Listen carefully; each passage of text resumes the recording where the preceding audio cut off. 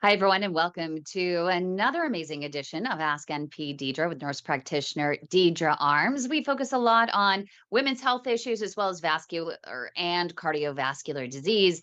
Exciting news because nurse practitioner Deidre just opened her brand new practice in Ohio, I think Columbus area, right? Yes, just a little south. Aspire Wellness and Integrative Health. AspireWIH.com is the website. And we can't wait to hear all about it and also talk about the role of a functional medicine practitioner and how that can help in all facets of your life. So, first, let's hear about the big celebration and how many people came to your big celebration and opening party. So we had a launch party on the 21st, and we held this launch party all day from 10 a.m. till 7 p.m. at night, right? Wow. I just have to tell you, the community showed up. When I pulled in before 10, people were waiting in their cars to come in. And it was amazing all day long. There was a steady flow of people coming in for services to meet us, we had our ribbon cutting and it was really amazing. The first people that come in, I just have to tell this little bit of story, was a woman that I worked over a year with to get her pregnant. We worked on fertility and she was holding her baby girl and pregnant with her second. And I just have to say that there is no amount of money that would make me feel more rich than I did in that moment. It was just beautiful. So Wow, that would be amazing. Hopefully, we'll be able to get her on at some point and talk about that entire journey because I know for me, I am turning the big 50. In fact, tomorrow, September 4th, and I still want to have children. And I've known so many women who have had great careers, long careers as I have, who had children in their 50s.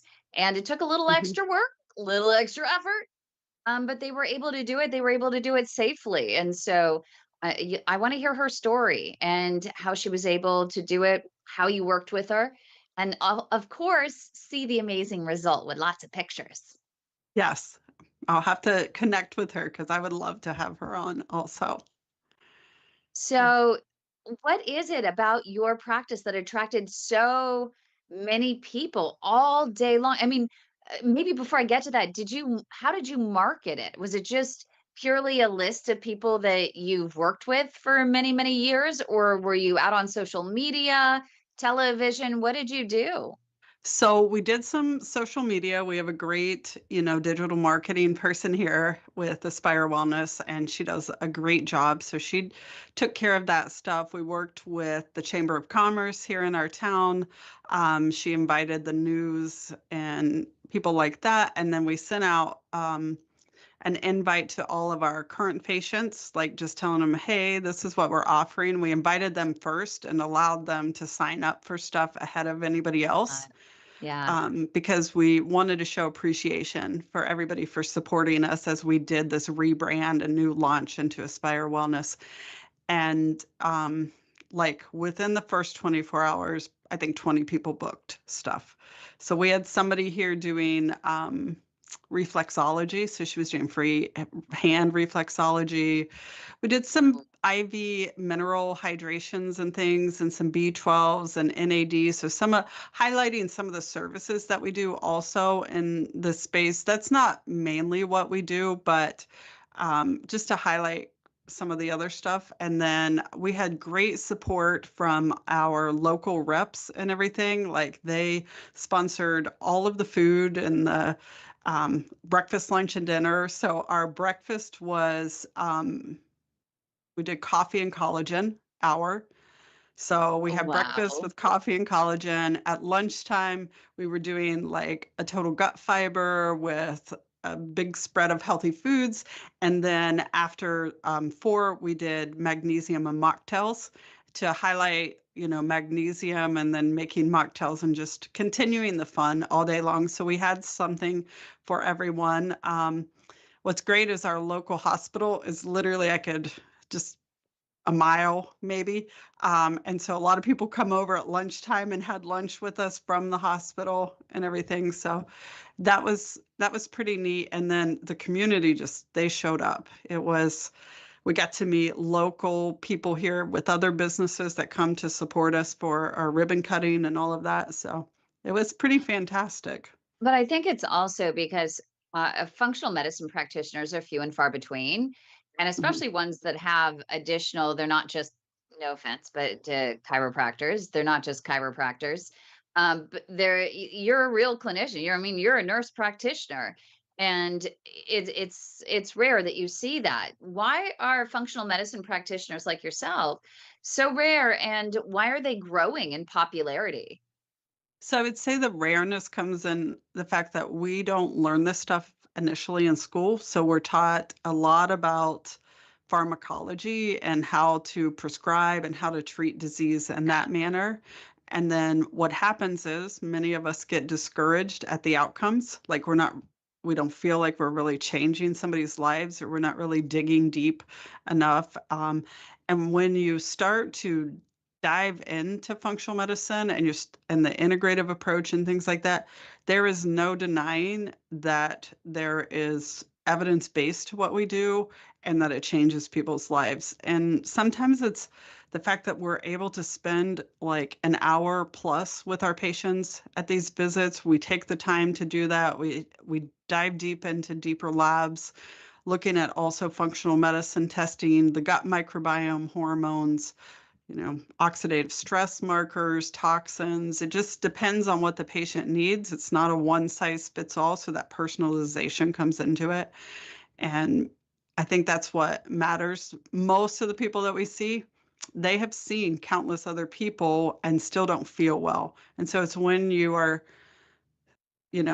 exhausted everybody and you're like, I still don't feel like I have answers and I don't feel like I feel any better. And so the majority of people we see are those people. Yeah, I remember. I mean, you've helped me out.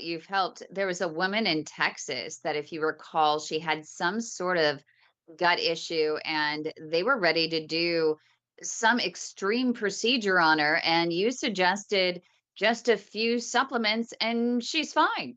I mean, miraculous that just a few supplements helped her that much. And, a lot of the doctors don't talk about supplements unless they have a big lobbying effort, like the CoQ10, and CoQ10 goes with statins. And so, but even what you guys do is not just say, go take CoQ10. You say, well, let's get a CoQ10 blood test. Let's find out Mhm. your CoQ10 levels. And let's make sure how much we're dosing you on that. And they don't necessarily do that. I also love that you offer the vitamin B injections, because especially for people with cardiovascular and vascular issues, there are a lot of issues with vitamin B deficiencies, and particularly if they have that genetic snippet that you talk about all the time, the MTHFR mutation. And having that in an accessible facility, the vitamin B injections to help those people, I think is imperative. It really is. And when we have that MTHFR gene mutation and um, looking at like, are you absorbing B vitamins? So we offer the methylated form of B vitamin for those individuals. About Mhm. 40% of us have that gene. So that's one of the reasons for us to do that. Like today, I went over labs with a woman, and her homocysteine, we've talked about this before, was elevated, and her B vitamin marker was like 190s. And we know that when it comes to B vitamin, a consistent under 300 is linked to dementia later. So we should be looking at this, checking it, and improving those things. So I think that deep dive into labs, even those routine labs, going a little bit deeper, with the cardiovascular markers, it's more than just your lipids, it's your apolipoprotein B, your particle size. There's so much more that we can learn about that to know your risk. Yeah. You would absolutely love our brand new doctor, vascular surgeon that's in our network. She's doing a series called Next Gen Med, and she is a vascular surgeon who specializes in metabolic health. Oh, I love You that. 2 would geek out, so you'll have to join us on a Monday or have her join on a Wednesday. We do have a question that came in, and I think that this is really timely because we do get, and this is why functional medicine practitioners are so important because even with my mom, she ended up where her doctors said, I don't believe in supplements, do at your own risk. They don't do anything. But that's a big question that patients ask about. For example, Ken in our group is saying, hey, here's a list of all these supplements that I take and I have no guidance. D3, K2, turmeric, magnesium, bergamot, resveratrol, nattokinase, CoQ10, BPC 157, glutathione, cayenne pepper drops, cocoa flavanols, oil of oregano, and nitric oxide booster. And he asks in the group, he said, so which one of these do I not need? What Ooh. stands out? What are the top ones? And am I doing too much? So I'm just looking at what he's taking. He must have some sort of blood pressure issue because nitric oxide, kinase. So there's several of those. Um, wow, that's a lot. I usually will That's start a with lot. about five things. Five Yeah. things to do that. The BPC 157 is a peptide. It has great NIH studies for immune modulation, gut modulation. It does decrease pain in people, so it's a good one for the gut microbiome. I I actually personally started taking it, and I was like, oh, I love this supplement. I love love what it's doing. I've never heard of it. Um, Okay. That's yeah, interesting. it's a peptide out. Peptides, so we make peptides in the body. They're amino acid strands, and when we look at like basically our environment and things that kind of deplete us, we're Yeah. seeing huge improvements in like those people who can't get well, which is regular supplements, by adding peptides to that. So I'd probably keep the BPC in for a while. Turmeric is one of the most studied spices out there, and it's really got a lot of evidence for inflammation. So if you're decreasing inflammation, the nitric oxide, I usually will have people test strip nitric oxide to see if they actually need it, but we know how important it is for cardiovascular. Yeah. Most everybody needs vitamin D. I don't know where he lives, but if we have blood sugar issues or cardiovascular, we're probably depleted in our B or D vitamins as well. So, without looking at his medications and everything, there's probably room to cut back a little bit. Um, Definitely for sure. Yeah. But I know you like the cayenne pepper, and I know you also like the cocoa flavanols. Mhm. But you can get that can't you just get that with some raw cacao and sprinkle it on some things? Yeah, so a lot of like food is medicine. I had a Yeah. patient today I was talking to about nitric oxide whose blood pressure was like 180s over 110 and already on 3 blood pressure meds. And I said, you might need some nitric oxide. And he said, I eat watermelon.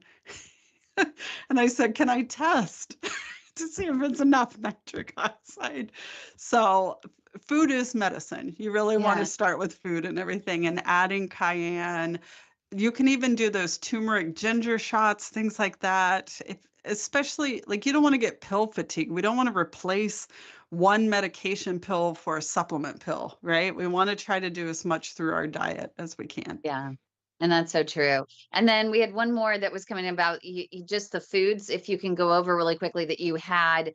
They're interested in the collagen that what collagen actually is really good for the coffee that I know that you're not being paid, by these companies. We've already talked about that, but the collagen, which one absorbs in there so it's not all clumpy? So get a hydrolyzed collagen. So that's what you're looking for in any high quality brand that it's hydrolyzed. Most of the really reputable, great sourced call it like supplement companies will have a hydrolyzed brand. So you just look Yeah, at the price point. I really think that Biotics has a great one and Orthomolecular and Designs for Health. Those are the ones I personally tried and put them in my coffee, don't taste them. They don't clump up. They're really good. And so just one of those if you're interested in trying collagen out. And what about the magnesium in the mocktails? How do you put magnesium in mocktails? Ooh, okay. So this was fun. I'm gonna have to send this recipe too.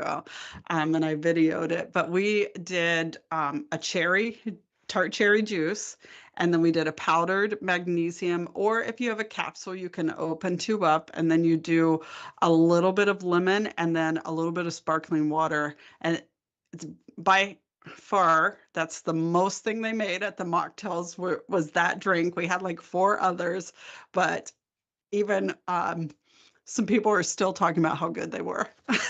So So the magnesium doesn't taste. you don't taste the magnesium when you're adding it in there. And then, so it's a great drink at night. And then if you do it with tart cherry, you're getting that high antioxidant of the tart cherry. So you're Yep. getting a twofer. And magnesium is great to have in the evening because it helps with restful sleep. If you're having muscle aches or Yep. constipation, things like that, there's many reasons to take magnesium. Fantastic. Thank you so much, nurse practitioner Deidre. We really appreciate you and so excited about your grand opening over there in Ohio at what is it? AspireWIH.com if people want to learn more. You also do telemedicine and they can go to your website to learn more about your practice and where you do offer not only in person, but then also telemedicine services as well. And hopefully, we'll see you next week. This is PAD Awareness Month. So, hopefully, we'll have some good peripheral artery disease topics, supplements, foods, whatever we can, drum up for next week would be amazing and throughout the month of September. But to see great content and more of Nurse Practitioner Deidre, make sure you like this video and subscribe to our channel. Have a great day, everyone.